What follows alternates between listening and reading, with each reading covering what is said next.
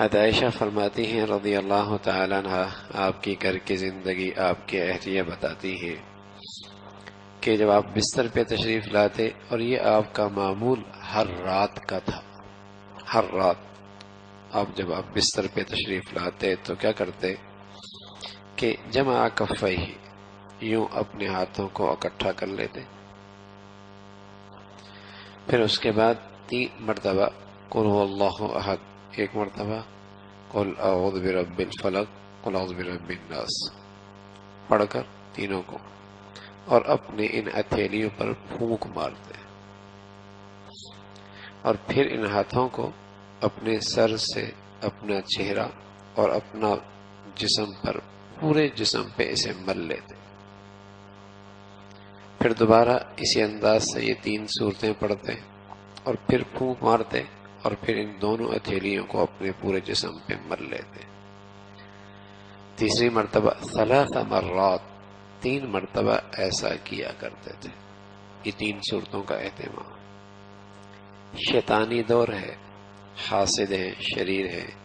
کسی کا اچھا کھاتا، کسی کا اچھا پہننا آج کل گوارا نہیں ہے، کسی کی ترقی، کسی کی خوشحالی اچھی نہیں لگتی، نظر بد بھی برحق ہے، نظر بد بھی برحق ہے، حاسدوں کا حسد، شریروں کا شر بھی برحق ہے، اس کے اثرات پڑتے ہیں۔ اب وہ میٹھے بول، زبان کے پاکیزہ بول تو رہے نہیں کہ نعمت دیکھ کر اگر یوں کہے کہ ماشاء اللہ لا قوت الا باللہ، تو اس نعمت پہ کوئی منفی اثر نہ آئے۔ اب تو جلن ہوتی ہے اور تکلیف ہوتی ہے اندر سے، اس کے پاس یہ کیوں ہے۔ اندر سے خیرخواہی، بھلائی کے جذبات ختم ہو گئے، کسی کو اچھا کھاتا پیتا بہنا دیکھنا گوارا کوئی نہیں۔ تو ایسے وقت پہ تو ان دعاؤں کا اہتمام اور زیادہ ضروری ہے کہ ان تینوں صورتوں کے اندر یہ اہتمام ہے کہ اس قسم کے شریروں سے، حاسدوں سے، حسد، نظر بد سے آدمی کی حفاظت ہو جاتی ہے۔ اور عائشہ فرماتی ہیں رضی اللہ تعالیٰ عنہ کہ اللہ کے نبی یہ معاملہ ہر رات کیا کرتے، کل لیلہ، ہر رات اس کا اہتمام کیا کرتے تھے۔ اصل میں نا ہم